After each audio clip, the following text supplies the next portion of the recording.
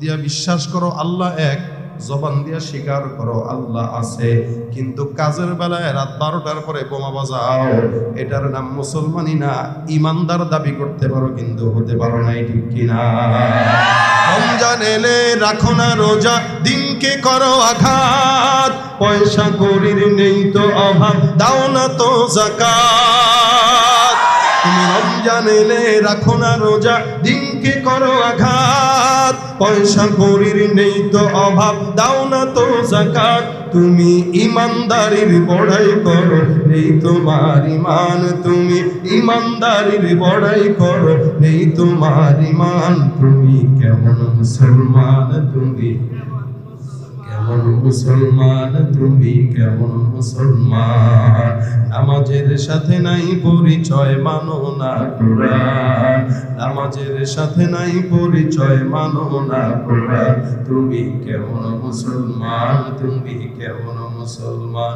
তুমি নবীর উম্মত দাবি করো, সুন্নাহ মানো না, নবীর অপমানে তোমার হৃদয় কাঁদে না। তুমি নবীর উম্মত দাবি করো, সুন্নাহ মানো না, নবীর অপমানে তোমার হৃদয় কাঁদে না। তুমি বিজাতীয় সংস্কৃতিতে সপেছ পরাণ, ঠিক কিনা?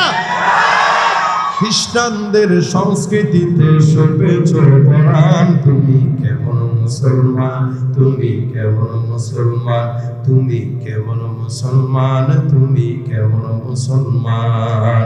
নামাজের সাথে নাই পরিচয়, মানো না কোরআন, নামাজের সাথে নাই পরিচয়, মানো না কোরআন। তুমি কেমন মুসলমান, ঠিক কিনা? আপনারা জানেন গত কয়েক বছর আগে, হয়তো 2021-20 বা এরকম, হয়তো কয়েক বছর আগে এই আজিমপুরে এই রাত্রিটাকেই বোম ফুটাইছে, বোমের আওয়াজে ছোট্ট একটা শিশু ইন্তেকাল করছে। আপনাদের কি মনে পড়ে? খবরের সংবাদে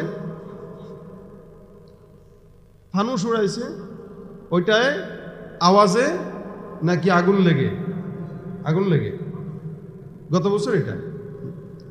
তাহলে এই যে একটা বিষয়টা দেখেন, এরপরেও কি মানুষ, এই বাচ্চাটা যদি আমাদের হইতো, আমি কি আমার জিন্দেগিতে কোনোদিন এটা পালন করতাম? যেটা পালন করতে যে আমার সন্তান মারা গেছে, ওইটা কিভাবে আমি পালন করি? হিজরি সন মুসলমানদের জানা উচিত ছিল, ইমানি কর্তব্য ছিল, ওইটা জানি না।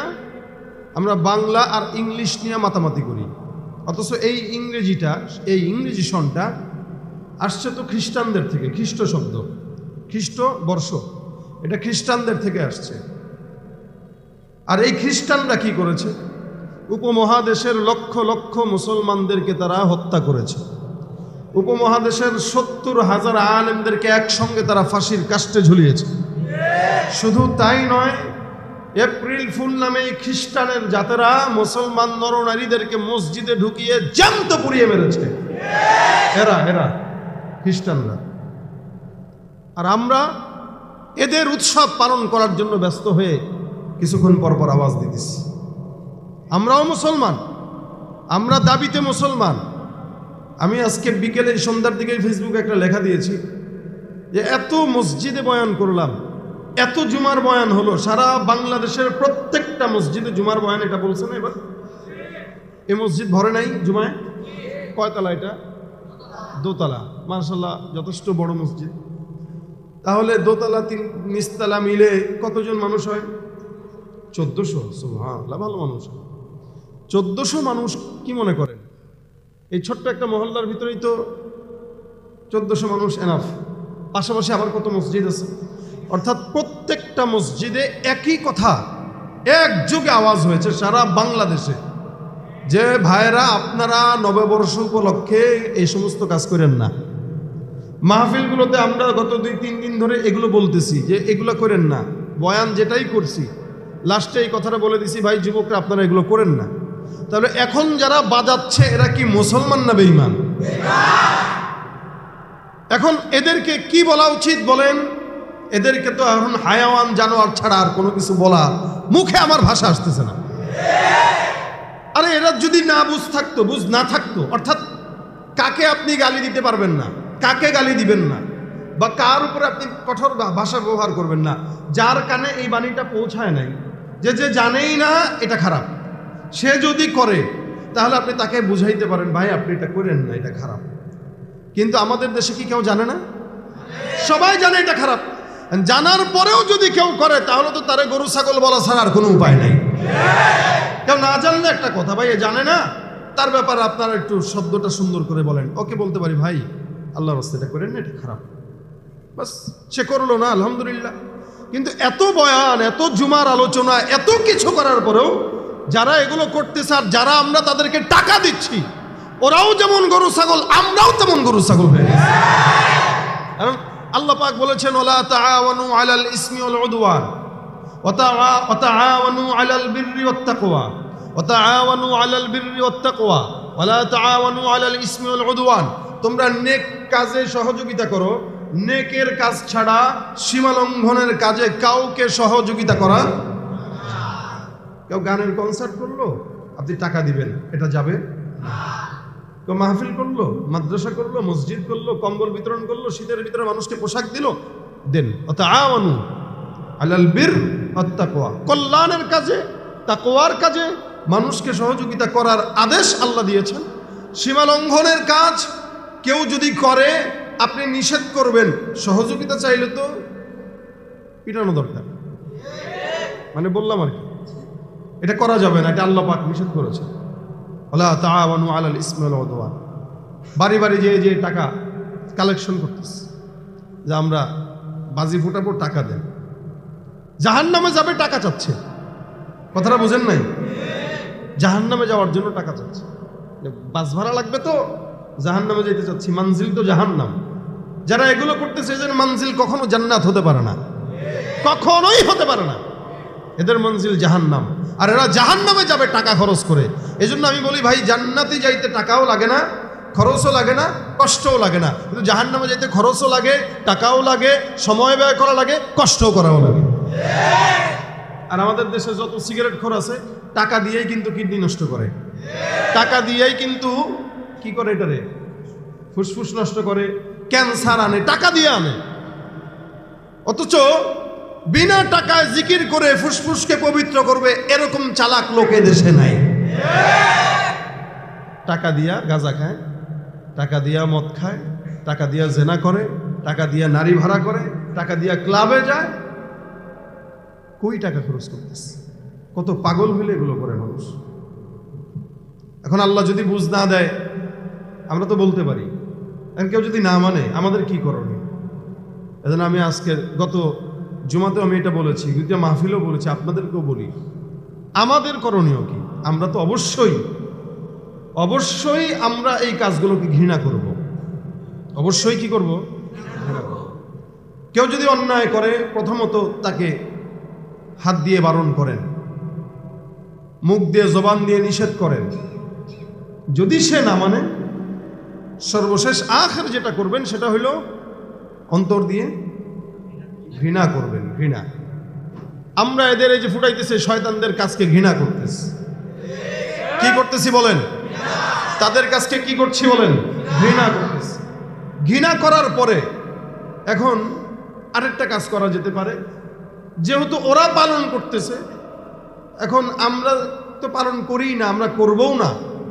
বাকি তাদের এই গুনাহগুলোকে যদি আল্লাহ পাক নারাজ হয়ে আমাদের উপরে গজব দেয়, ওই গজবটা থেকে যেন বাঁচতে পারে সেজন্য আমরা নামাজ পড়ব। তারা জাহান্নামে যাওয়ার কাজ করতেছে, রাত 12টা থেকে শুরু হবে, আর আমরা রাত 12টায় জায়নামাজে বসে যাব। কেন? ওদের গজবের কারণে, গুনাহের কারণে আল্লাহ যেন আমার গজব থেকে বাঁচায়, এই জন্য আমি আল্লাহর কাছে দোয়া করতে বসে যাব। আল্লাহ, 1 নম্বর ওদেরকে তুমি হেদায়েত দাও, 2 নম্বরে ওদের গজবের কারণে আমাদেরকেও গজব দিয়া ধ্বংস না করো। এটা নববর্ষ পালনের জন্য না, ওদের গুনাহকে ঠেকানোর জন্য আল্লাহর কাছে আমরা একটু বসে যাব। না তো আপনি যদি প্রতিদিনের মতো আজকেও ঘুমান, তাহলে একসাথে গুনাহ হচ্ছে, ইবাদত তো বন্ধ হয়ে গেল। একদিকে গুনাহ হচ্ছে, আর কিছু লোক যেন আল্লাহ পাকের ইবাদতে মগ্ন থাকে। আমার হায়াত থেকে 1টা বছর চলে গেল, এটা আমার খুশি হওয়ার কি আছে ভাই? এটা তো আমার জন্য আরো কষ্টের। আমি 1টা বছর কি পাইলাম?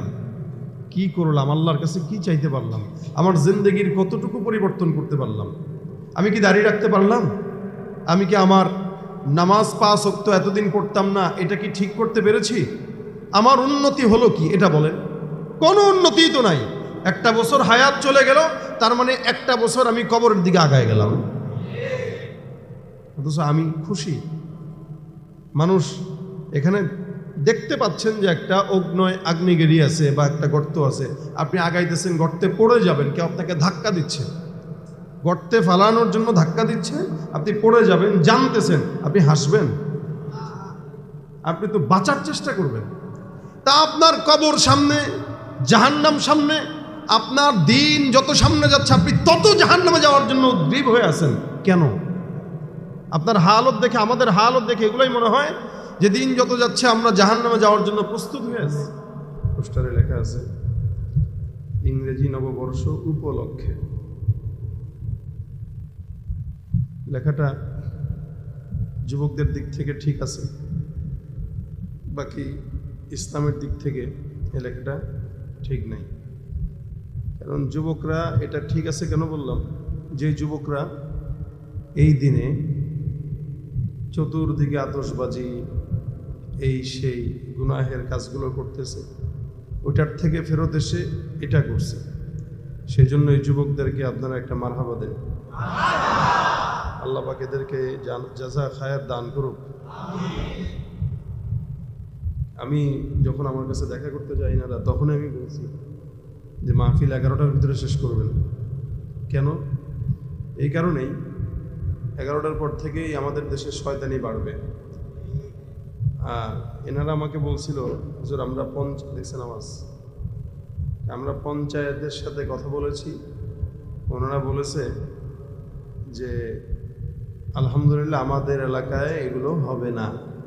কিন্তু আমি মসজিদে যখন উঠতেছিলাম তখনই এখানে একটা উঠছে। আমি বললাম কই হবে না বলে, শয়তানরা কি আর আপনি ওয়াজ নসিহত করে শোনাইতে পারবেন? এই শয়তানগুলোর কানেও আমার ওয়াজ যাবে, কথা যাবে। আল্লাহ এদেরকে একটু হেদায়েত দেখ। এদেরকে শয়তান কেন বললাম? এদেরকে শয়তান না, এদের এর চাইতেও খারাপ কোনো শব্দ থাকলে ওটা বলা উচিত। যেহেতু মসজিদে আছে, কোরআনের ভাষায় কথা বলবো। আল্লাহ পাক কোরআনের ভাষায় এদেরকে বলেছে উলাইকা কাল আনআম, এগুলো হলো চতুষ্পদ জন্তুর মতো। বালহুম আদল, বরং তার চাইতেও নিকৃষ্ট। চতুষ্পদ জন্তুর ভিতরে কুকুর আছে না, চতুষ্পদ জন্তুর ভিতরে শুয়োরও আছে, চতুষ্পদ জন্তুর ভিতরে গরু ছাগল আছে, তাহলে এরাও গরু ছাগল, এরাও কুকুর ছাগল, এরাও শুয়োর, এটা আল্লাহ পাক বলেছেন। এরপর আল্লাহ পাক বলেন বালহুম আদল, বরং তার চাইতেও নিকৃষ্ট। নিকৃষ্ট কিভাবে হয় ওগুলো আমি আস্তে আস্তে আপনাদেরকে বলবো। আলহামদুলিল্লাহ, যুবকদের যে একটা আগ্রহ উদ্দীপনা, এটাকে আমি সাধুবাদ জানাই। যেখানে সারা বছর সারা বাংলাদেশে আজকে অনেক জায়গায় মাহফিল হচ্ছে না, অনেকে করার সাহস করে নাই বা যে কোনো কারণবশত। আপনারা ছোট পরিসরে হইলেও অবশ্যই এটার সওয়াব ভিন্ন রকম পাবেন। এই কারণে যেখানে চতুর্দিকে মানুষরা বেহায়াপনা, অশ্লীলতায় মগ্ন, আপনারা চেষ্টা করেছেন মানুষকে আল্লাহমুখী মসজিদে ঢুকানোর। ইনশাআল্লাহ আমার বিশ্বাস আল্লাহ পাক এটার প্রতিদান আপনাদেরকে দিবে ইনশাআল্লাহ। তবে কথা হইল, এখান থেকে যে ওই মজলিসগুলোতে যেন একটা যুবকও না যায়। একটা যুবক ওই মজলিসগুলোতে যাবেন, গুনাহের কারখানাগুলোতে যাবেন না। গজব যদি আসে তো সবার উপর আসবে। যদিও বলা হয়েছে যে যুবকদের করণীয় কি, এ বিষয়ে কিছু কথা বলা। যুবকদের কথা আর বলবো কি, আমাদের দেশে তো দাঁত নাইওয়ালা বুড়াগুলাও অনেক সময় শয়তানি করে। ক্লাবে যাবেন, ওখানে যুবক যেমন পাবেন বুড়া শয়তানও পাবেন। তাহলে যুবকদের ব্যাপারে একা বলে লাভ কি, বুড়াদের ব্যাপারেও বলা উচিত। অর্থাৎ গুনার কোনো যুবক আর বুড়া নাই, গুনাহের জোয়ানও শয়তান আছে, বুড়াও শয়তানও আছে। যেই লোকটা সারা জিন্দেগি গুনাহ করতে করতে বুড়া হয়ে গেছে, ওই শয়তান ভালো হওয়া সম্ভব না, বুড়া শয়তান। রাসূল সাল্লাল্লাহু আলাইহি ওয়াসাল্লাম যখন মেরাজে যান, পিছন থেকে একজন মুরব্বী দাড়ি পাকা বিশাল বড় বড় নবীকে পিছন থেকে ডাক দেয়। রাসূল সাল্লাল্লাহু আলাইহি ওয়াসাল্লাম তাকাইতে যাবেন, জিবরাইল বলেন, হুজুর খবরদার খবরদার তাকায় না পিছনে। চলে আসছেন তো জিবরাইল আমিন বলতেছেন, হুজুর পিছন থেকে যে ডাক দিছে মুরব্বী মানুষ, চিনেন আপনি কে? বলেন না, ওটা হলো শয়তান, ইবলিস। শয়তানি করতে করতে বুড়ো হয়ে গেছে, ও আপনাকে পিছন থেকে বুড়ার সুরতে, দাড়িওয়ালা সুরতে ডাকছে, তাকাইলে সমস্যা ছিল।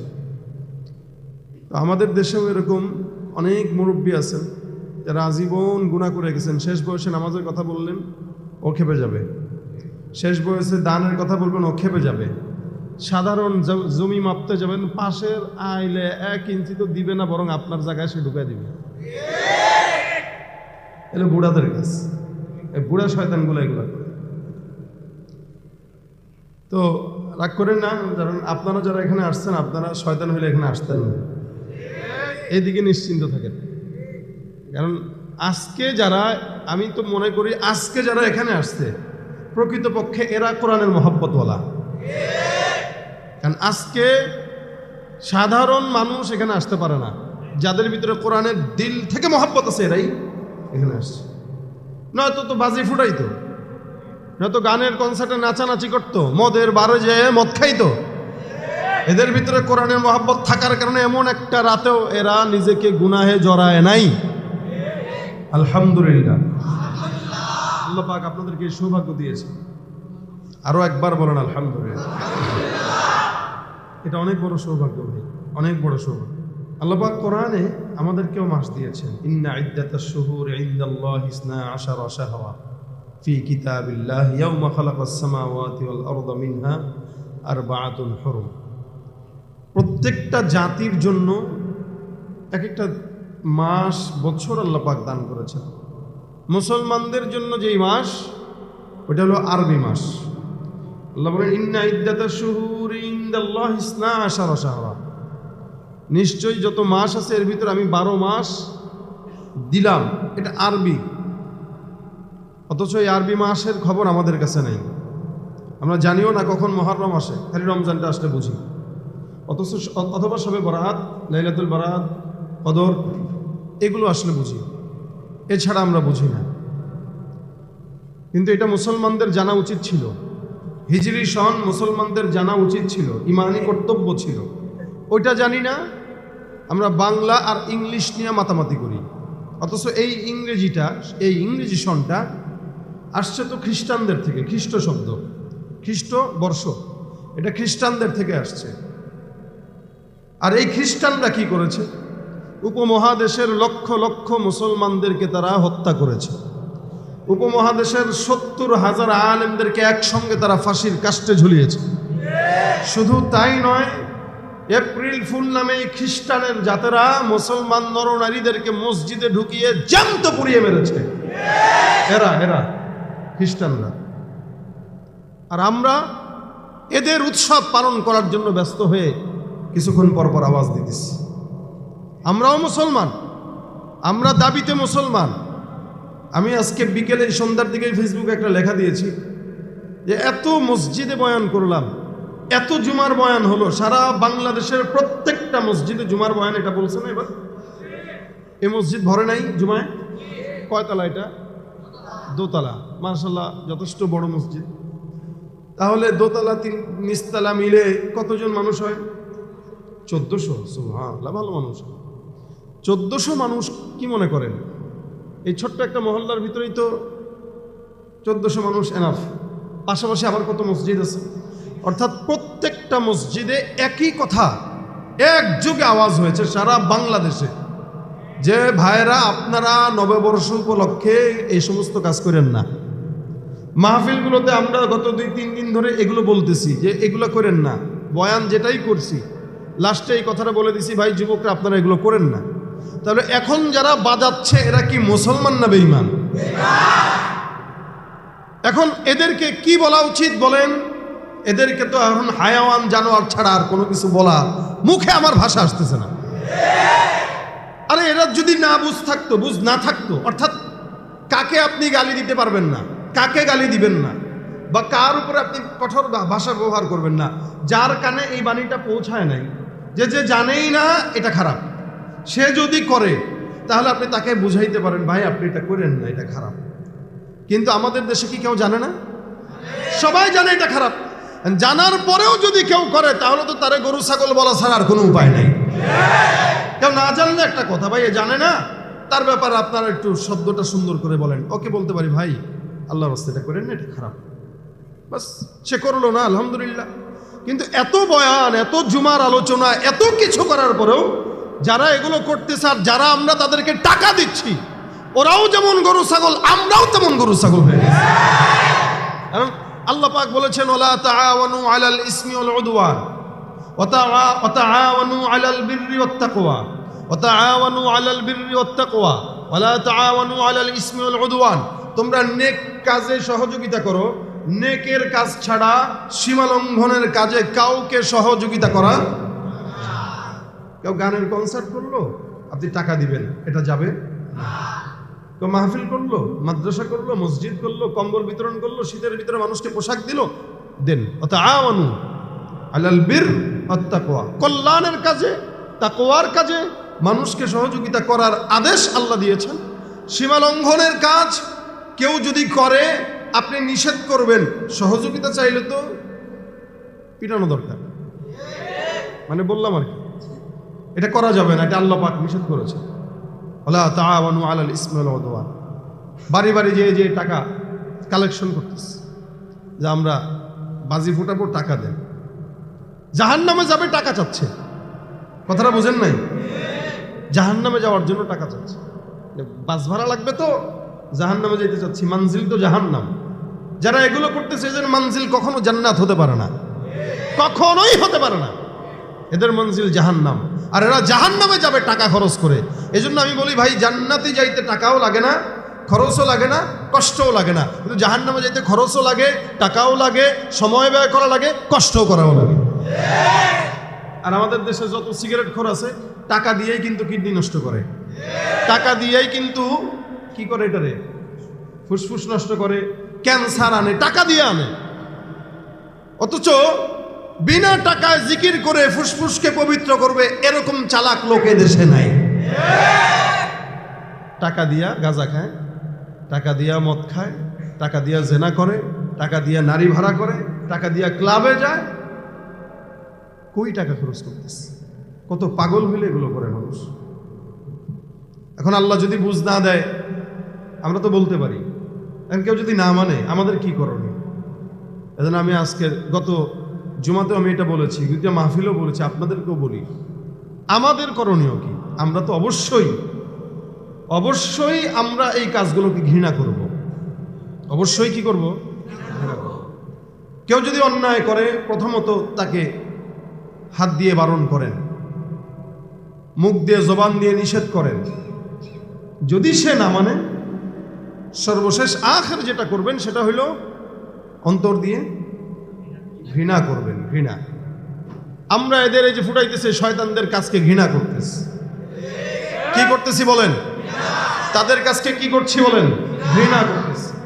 ঘৃণা করার পরে এখন আরেকটা কাজ করা যেতে পারে, যেহেতু ওরা পালন করতেছে, এখন আমরা তো পালন করি না, আমরা করবও না, বাকি তাদের এই গুনাহগুলোকে যদি আল্লাহ পাক নারাজ হয়ে আমাদের উপরে গজব দেয়, ওই গজবটা থেকে যেন বাঁচতে পারে সেজন্য আমরা নামাজ পড়ব। তারা জাহান্নামে যাওয়ার কাজ করতেছে, রাত 12টা থেকে শুরু হবে, আর আমরা রাত 12টায় জায়নামাজে বসে যাব। কেন? ওদের গজবের কারণে, গুনাহের কারণে আল্লাহ যেন আমার গজব থেকে বাঁচায়, জন্য আমি আল্লাহর কাছে দোয়া করতে বসে যাব যে আল্লাহ, 1 নম্বর ওদেরকে তুমি হেদায়েত দাও, 2 নম্বরে ওদের গজবের কারণে আমাদেরকেও গজব দিয়া ধ্বংস না করো। এটা নববর্ষ পালনের জন্য না, ওদের গুনাহকে ঠেকানোর জন্য আল্লাহর কাছে আমরা একটু বসে যাব। না তো আপনি যদি প্রতিদিনের মতো আজকেও ঘুমান, তাহলে একসাথে গুনাহ হচ্ছে, ইবাদত তো বন্ধ হয়ে গেল। একদিকে গুনাহ হচ্ছে, আর কিছু লোক যেন আল্লাহ পাকের ইবাদতে মগ্ন থাকে। আমার হায়াত থেকে একটা বছর চলে গেল, এটাই আমার খুশি হওয়ার কি আছে ভাই?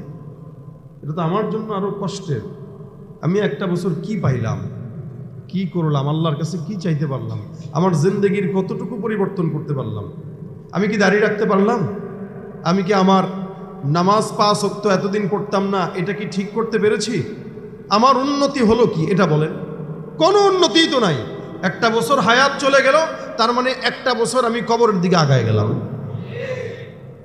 অথচ আমি খুশি। মানুষ এখানে দেখতে পাচ্ছেন যে একটা আগ্নেয়গিরি আছে বা একটা গর্ত আছে, আপনি আগাইতেছেন, গর্তে পড়ে যাবেন, কেউ আপনাকে ধাক্কা দিচ্ছে, গর্তে ফালানোর জন্য ধাক্কা দিচ্ছে, আপনি পড়ে যাবেন, জানতেছেন, আপনি হাসবেন? আপনি তো বাঁচার চেষ্টা করবেন। তা আপনার কবর সামনে, জাহান্নাম সামনে, আপনার দিন যত সামনে যাচ্ছে আপনি তত জাহান্নামে যাওয়ার জন্য উদ্গ্রীব হয়ে আছেন কেন? আপনার হালত দেখে, আমাদের হালত দেখে এগুলোই মনে হয় যে দিন যত যাচ্ছে আমরা জাহান্নামে যাওয়ার জন্য প্রস্তুত হয়ে আছি। অথচ এক সাহাবী রাসূলকে ডাক দিয়ে বলেন, ইয়া রাসূলুল্লাহ, কিয়ামত কবে? খালি এতটুকুন প্রশ্ন করেছেন রাসূলকে, কিয়ামত কবে? নবী করিম সাল্লাল্লাহু আলাইহি ওয়াসাল্লাম বলেছেন, মা আ'দাত্তা লাক, তোমার জন্য প্রস্তুতি কি? তুমি যে আমাকে কিয়ামতের কথা জিজ্ঞাসা করলা, প্রস্তুতি কি? জান্নাতে যেতে পারবা? সাহাবী জবাব দিয়েছেন কি দেখেন। সাহাবী রাসূল সাল্লাল্লাহু আলাইহি ওয়াসাল্লামকে জবাব দেন, ইয়া রাসূলুল্লাহ, আমার কাছে আবু বকরের মতো আমল নাই, আমার কাছে ওমরের মতো আমল নাই, কিন্তু নবী, আমার দিলটার মধ্যে আল্লাহ আর আল্লাহর রাসূলের প্রেম মোহাব্বত 100% আছে। আমি বিশ্বাস করি আমার রাসূলের মোহাব্বত আমার দিলে আছে, যেহেতু আল্লাহ পাক আমাকে হয়তো জান্নাত দিবে। রাসূল বলেন, ইন্নাকা মা মান আহবাবতা, তোমার মোহাব্বত যার সাথে মিলবে তোমাকে আল্লাহ পাক তার সাথে জান্নাত দান করবে। তাহলে দেখেন, আপনি খ্রিস্টানদের এই বর্ষ পালনের মাধ্যমে কার সাথে মোহাব্বত তৈরি করলেন? খ্রিস্টানের সাথে। নবীর এই হাদিস যদি সত্য হয় 100% আপনার হাসর হবে খ্রিস্টানদের সাথে, নাউজুবিল্লাহ। আর আপনি যদি এখান থেকে এই নিয়তে বেঁচে থাকেন যে না, আমি আল্লাহর জন্য আমি এই কাজে আর করবো না, এই কাজে লিপ্ত হব না।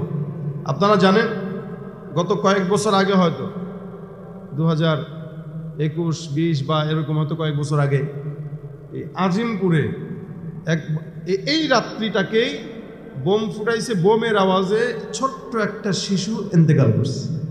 আপনাদের কি মনে পড়ে? খবরের সংবাদে ফানুস উড়াইছে, ওইটায় আওয়াজে নাকি আগুন লেগে গত বছর এটা। তাহলে এই যে একটা বিষয়টা দেখেন, এরপরেও কি মানুষ, এই বাচ্চাটা যদি আমাদের হইতো, আমি কি আমার জিন্দেগিতে কোনোদিন এটা পালন করতাম? যেটা পালন করতে যে আমার সন্তান মারা গেছে, ওইটা কিভাবে আমি পালন করি? সেখানে আমার ছেলে হলে আমি পারতাম না, আরেকজন কিভাবে পারে এটা? এই যে ফানুস উড়াই দিচ্ছে, আগুন কোন জায়গায় লাগবে, কোন জায়গায় গজব হবে, কে জানে? এটা করতেছেন, পাগলের মতো করতেছেন। আল্লাহ কবে বুঝ দিবে? এত ঈমান ইয়াকিনের কথা, এত মাহফিল, প্রত্যেকটা মাহফিলে হাজার হাজার হাজার হাজার জনগণ যায় আর পোস্ট লিখে দেয় কোরআনের মহব্বতে কত মানুষ। কিসের কোরআনের মহব্বত? কোত্থেকে কোরআনের মহব্বত পাইছে? পছন্দের বক্তা না গেলে লোক হয় না, তাহলে কোরআনের মহব্বত কোথায়? এটা যে যত ভাইরাল তার আলোচনায় তত লোক বেশি, তা কোরআনের মহব্বত কোথায়? এটা এত মাহফিলে এত লোক কোরআনওয়ালা প্রেমিকওয়ালা, কই চুলের ডিজাইন তো আমাদের যুবকটা পরিবর্তন করতে পারলো না। কিসের কোরআনের মহব্বত? দেখেন, আমি তো কোরআনের কোনো মহব্বতই দেখি না। আমার কাছে তো মনে হয় মাহফিলটা একটা মেলার মতো হয়ে গেছে, হবে তো যাবো, একটু ফুচকা খাবো, চটপটি খাবো, হুজুরের ওয়াজ ভালো হবে, ও খুব জমছে হুজুরের ওয়াজ। এই মেয়ে জমার জিনিস, ওয়াজ আবার কিসের জমার জিনিস? এটা কি যাত্রা গান যে জমবে? এটা কি পালা গান যে জমবে? এটা দ্বীনি পরিবেশ। এখানে তো জমা অজমার প্রশ্নই আসার কথা না। আমি চাইলেই তো এখন পারি আপনাদেরকে 2-4টা কথা বলে ঠিক তকবীর দিয়ে একটা গজল টান দিয়ে জমা দিতে পারি কিনা? জমার কি আছে?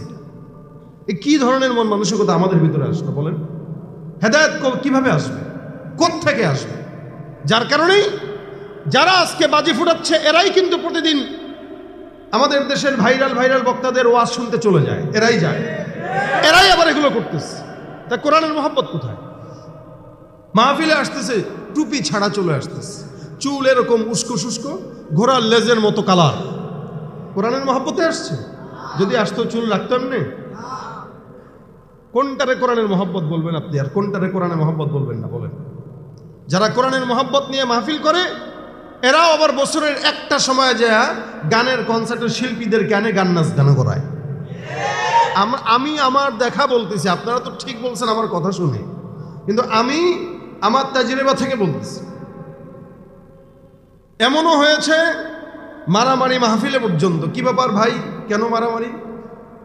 হুজুর মাহফিলের টাকা একদল সকালবেলা এটা নিয়ে নেশা করতে চলে গেছে। মাহফিলের টাকা দিয়ে নেশা করতে গেছে। তাহলে বলেন হেদায়েতটা কোত্থেকে আসবে? এই জন্য কথা কি বলতেছি এটা দেখেন, বুঝেন। আজকের দিন ওয়াজের জন্য না, মানে বয়ানের জন্য না, আমি আপনাদেরকে বোঝানোর জন্য বলি যে এখানে যারা আছেন, হয়তো আমি চলে যাব এখান থেকে শেষ করে, বাসায় আপনারা যাবেন, একজন বন্ধু আপনাকে বলবে দোস্ত চল একটু ফুটাই না।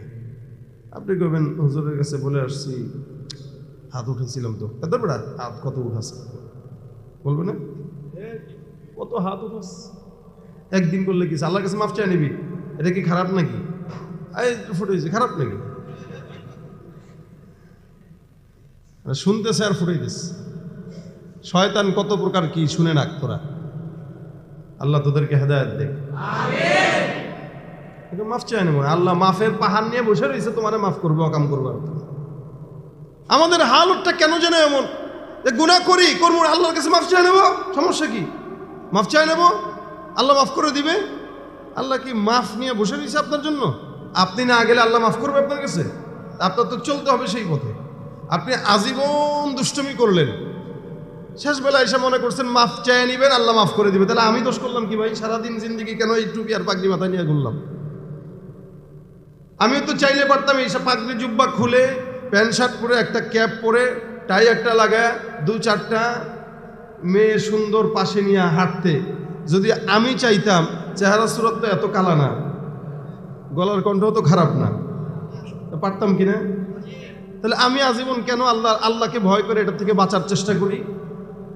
আপনি যদি 50 বছর আকাম করার পরে একদিন মাফ চায় আল্লাহর জান্নাত পেতে চান, তা আমি দোষ করলাম কি? আপনি দোষ করলেন কি বলেন? আপনারা যে এখানে বসছেন, আপনাদের দোষটা কি? আপনারাও তো গুনাহের কাজ করতে মন চায়। কার না মন চায় গুনাহ করতে বলেন?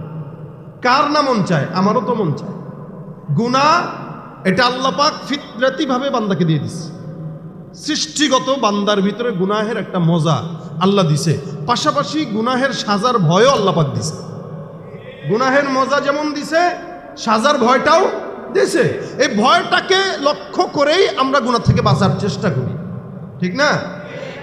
আচ্ছা, গানের তালেটারে ডেকসেট দিয়ে নাচতে তো সবারই মজা লাগে। পাশে যদি আরেকজন লেডিস থাকে তাহলে তো কোনো কথাই নাই। কিন্তু করেন না কেন বলেন? দিলের ভিতরে। তাহলে আপনি আল্লাহর ভয়কে দিলের মধ্যে রেখে 60 বছর পর্যন্ত কোনোদিন গুনাহের দিকে মন চাইলেও তাকান নাই, মন চাইলেও ধরেন নাই, মন চাইলেও করেন নাই। হ্যাঁ, কখনো যদি আল্লাহ ফরজান হয়েই যায় তাহলে সাথে সাথে আল্লাহ মাফ করে দাও। আর আরেকটা লোক 60 বছর ইচ্ছাকৃত কোনো গুনাহ কাজা করে নাই, তার কোনো গুনাহ কাজা নাই, সব গুনাহ করছে। এই লোকটা যদি মনে করে আমি আল্লাহর কাছে একদিন মাফ চাই পার পায় যাব, তাহলে ভাই আমি তো বলদের মতো 60 বছর খাটলাম, ঠিক না? আপনি বলদের মতো 60 বছর খাটলেন, তাহলে আপনার খাটা লাভটা হইল কি? সেও যদি জান্নাত পায়, আপনিও যদি জান্নাত পান, লাভ হইল কি? তা আমাদের এই 60 বছর যে কষ্ট করতেছে, আমাদের একটা ফায়দা আছে কিনা? সে যদি মনে করে সে 60 বছর কাম করার পরে একটা হজ করেই বিশাল বড় বুজুর্গ হবে, এটা তার ভুল ধারণা ছাড়া আর কিচ্ছু না। অত সোজা না, অত সোজা না। এই জন্য আমাদের ফায়দা কি জানেন? আপনার ফায়দা কি জানেন? যারা আল্লাহ পাক, আমরা জানি আমরা গুনাহ থেকে বাঁচতে পারি না, তবে চেষ্টা করি। আমাদের দিলের ভিতরে অনুভব আছে যে আল্লাহ গুনাহ হয়ে গেছে, এটা খারাপ। এই অনুভূতিটা কি আপনাদের আছে কিনা? আলহামদুলিল্লাহ। এই অনুভূতি থাকা ইমানের আলামত। অনুভূতি যার নাই তো তুই মুমিনই না। একটা ইমানদার গুনাহ করবে, এটা দোষের না, কিন্তু অনুভূতি না থাকাটা দোষের। অনুভূতি যদি না থাকে, ইযা লাম তাস্তাহি ফাসনা মা শিতা, নবী বলেন যার লজ্জা নাই, তার যা মন চায় সে তাই করে। আল ঈমানু বিদউন ওয়া সাবউনা শুবা, ঈমানের 70টারও বেশি শাখা আছে। নবী বলেন এটার একটা হইল আফজালুহা কাউলু লা ইলাহা ইল্লাল্লাহ, আরেকটা হইল ইমাতাতুল আযা আনিত তারিক, আরেকটা হইল রাসূল সাল্লাল্লাহু আলাইহি ওয়াসাল্লাম বলেন আল হায়াউ শুবাতুম মিনাল ঈমান। এটাও একটা ঈমানের ছোট্ট একটা অঙ্গ। যার লজ্জা নাই, তার কোনো কিচ্ছু নাই, ঈমানও নাই, সে যেমন চায় তাই করতে পারে। এখন আমাদের দেশে যারা গুনাহ করে এদের লাজ শরম নেই, জন্য যা করে তাই করে। কিন্তু কেউ যদি গুনাহকে ভয় করে আল্লাহ পাকের গোলামি করে, আল্লাহ পাক তাকে কিছু দিবে কি দিবে না? ওই যে বললাম, একজন 60 বছর আকাম করার পরে মনে করে আমি একদিন মাফ চাই জান্নাত পেয়ে যাব, আর আমরা মনে করি 60 বছর ইবাদত করে করে জান্নাত পাবো। তার ধারণা ভুল, আমাদের ধারণাই ঠিক। কারণ আমরা ইবাদতের বিনিময়ে জান্নাত পাবো এটা আশা করি না, লেকিন আমরা আল্লাহর হুকুম যে মানতে পারছি উসিলা হয়তো আল্লাহ মাফ করবে এটা আশা করি। কারণ আমল দিয়া আমি না পাবো জান্নাত, আপনি না পাবেন জান্নাত। না আমাদের সওয়াব, নামাজ কবুল হয় না, রোজা কবুল হয় না, ওযু ঠিক হয় না, ইবাদত ঠিক হয়, কিচ্ছুই তো ঠিক হয় না। কিন্তু আমাদের বিশ্বাস আছে, আমরা চেষ্টা করছি। আস-সা'য়ু মিন্নি ওয়াল ইতমামু মিনাল্লাহ। আমরা চেষ্টা করেছি, আল্লাহ পাক আমাদের পরিপূর্ণ করবেন। আমাদের এই চেষ্টার বরকতে হয়তো আল্লাহ পাক আমাদেরকে জান্নাত দিবেন। আর আল্লাহ পাক আমাদের কথা শুনবেন কিভাবে? কেউ যদি চেষ্টাগুলোও করে আমি আল্লাহর গোলামির জন্য। একজন খলিফা ছিল জাফর মনসুর, খলিফা জাফর মনসুর। ওই খলিফা জাফর মনসুরের জামানায় একজন বুজুর্গ ছিলেন, নাম হইল সুফিয়ান সাউরি রহমতুল্লাহ আলী। এই সুফিয়ান সাউরি রহমতুল্লাহ আলী বহুত বড় বুজুর্গ। আমি জানি না আপনারা কখনো নাম শুনেছেন কিনা। সুফিয়ান সাউরি রহমতুল্লাহ আলী একবার কাবার চত্বরে ওনার এক খাদেমের সাথে বসে আছেন। হুট করে আওয়াজ চতুর্দিক থেকে আসলো যে সুফিয়ান সাউরিকে খলিফা জাফর মনসুর হত্যা করার জন্য মক্কায় আসতেছে। কেন?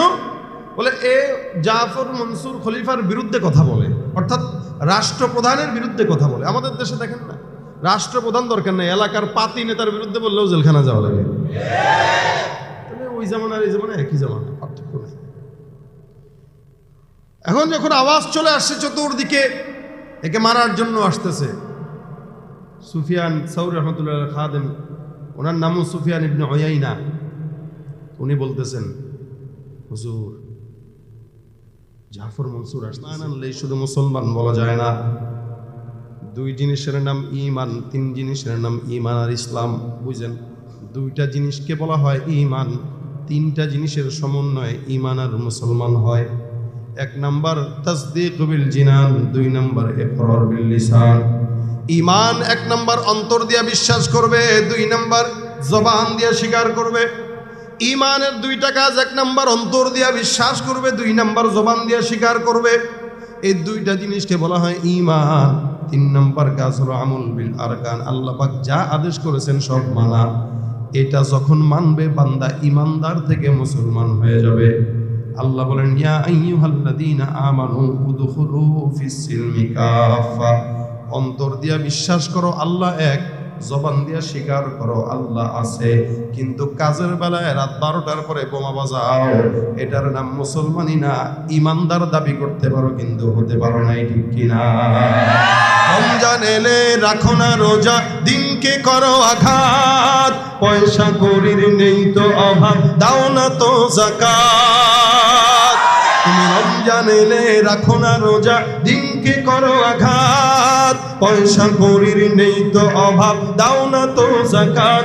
তুমি ইমানদারির বড়াই করো, নেই তোমার ইমান, তুমি ইমানদারির বড়াই করো, নেই তোমার ইমান। তুমি কেমন মুসলমান, তুমি কেমন মুসলমান, তুমি কেমন মুসলমান?